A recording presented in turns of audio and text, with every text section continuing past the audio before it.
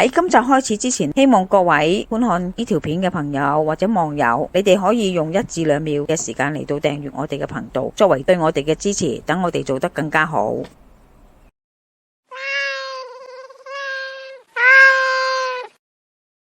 阿媽廚房，今日我哋個湯水就係蟲草花、節瓜、花生眉豆煲豬展肉加豬展骨。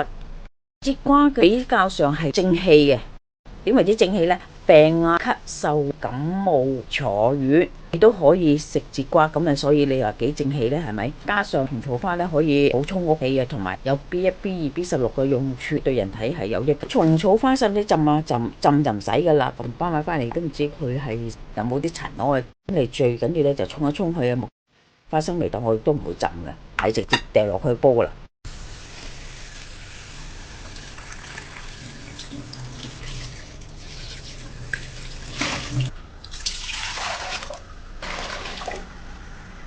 因為我冇浸到，放啲花生眉豆落去煲咗先。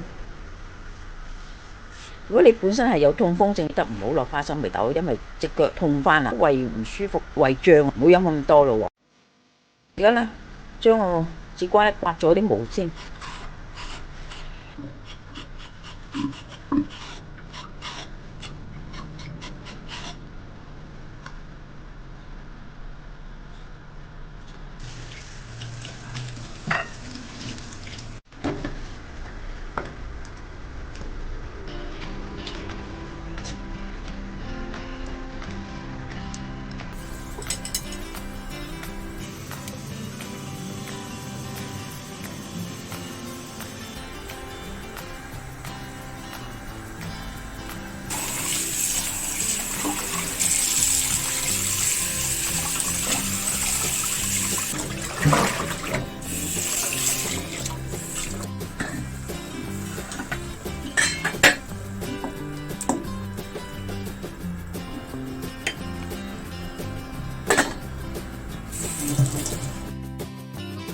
節瓜咧係成個需要時間先至煲得腍嘅，所以咧就而家放啦。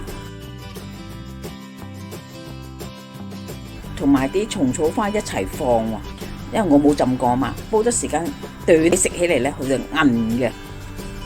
咁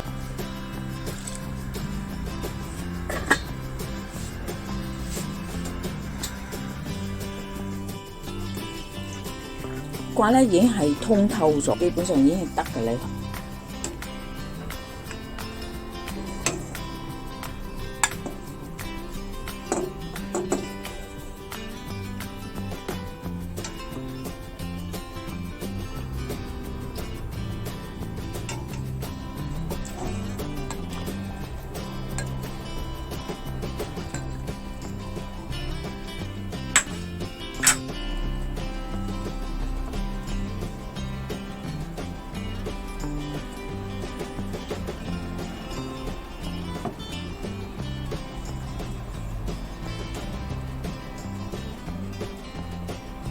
今集已經差唔多啦，多謝各位嘅收睇。